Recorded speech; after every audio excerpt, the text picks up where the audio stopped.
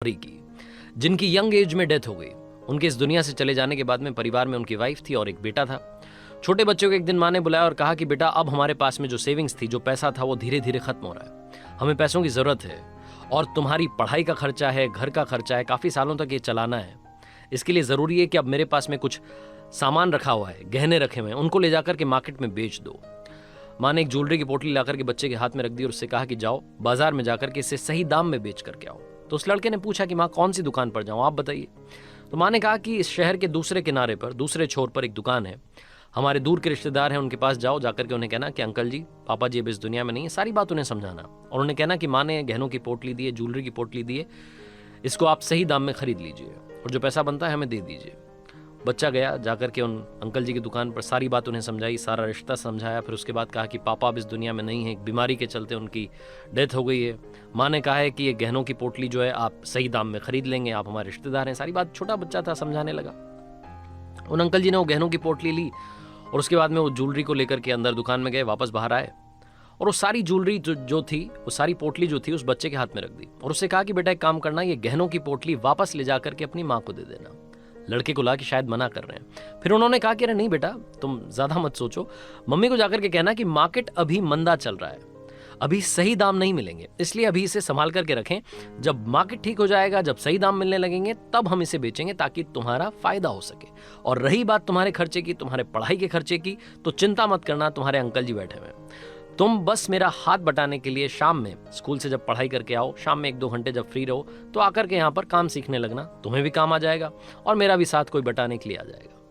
तुम्हारा खर्चा मैं उठाऊंगा, तुम्हें परेशान होने की जरूरत नहीं है। लड़का मनी मन खुश हुआ, घर गया, जाकर के माँ को बताया कि माँ तो बड़े अच्छे अंकल जी हैं, उन्होंने तो सारी ज्वेलरी वापस लौटा दी, कह रहे हैं कि इसको अभी घर पर रखो, अभी सही दाम नहीं मिल रहे हैं, जब मार्केट ठीक होगा तब इसे बेच देंगे, तब तक के लिए इसे अपने घर पर संभाल करके रखो। और उन्होंने ये भी कहा है कि मेरी पढ़ाई का खर्चा, घर का खर्चा वो देंगे, घबराने की जरूरत नहीं है, बस मुझे उनकी दुकान पर जाकर के 1-2 घंटे शाम में थोड़ा सा काम सीखना है और काम करना है। माँ ने कहा बड़ी अच्छी बात है, ऊपर वाले को धन्यवाद किया कि भाई क्या बात है, ऐसे रिश्तेदार हमारे हैं।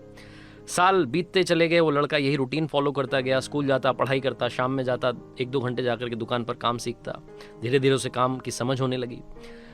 कुछ साल बीतने के बाद में उन अंकल जी ने उस लड़के से कहा कि बेटा एक काम करना, कल जब शाम में तुम दुकान पर आओ तो अपने साथ में वो गहनों की पोटली लेकर के आना। अब मार्केट थोड़ा ठीक हो गया है, अब सही दाम मिलेंगे।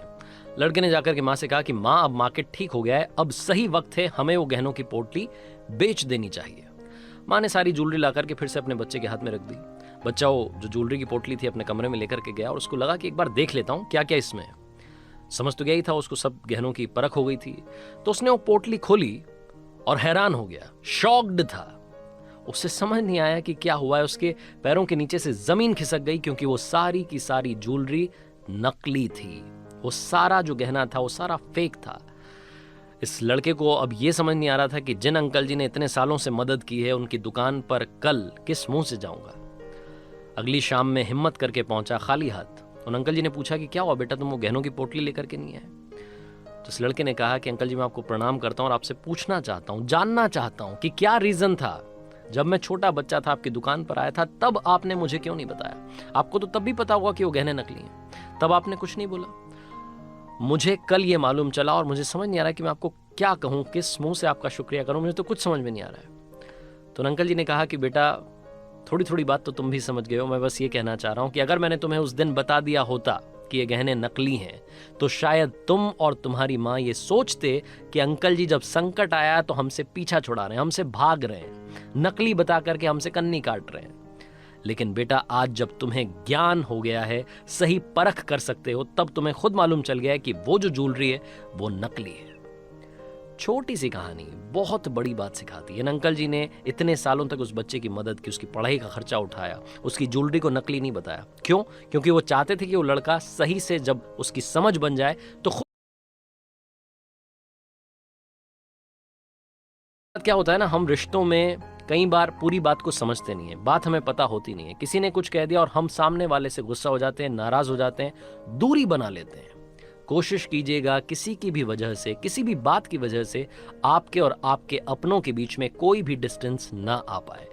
दूसरी बात ये कहानी सिखाती है कि ईमानदारी से कोशिश कीजिए। अगर आपको लगता है कभी आप किसी की मदद कर सकते हैं, छोटी बड़ी जैसी भी, जितनी भी, तो करके देखिएगा, बड़ा अच्छा लगेगा और रिटर्न में आपके पास में काफी कुछ अच्छा आएगा।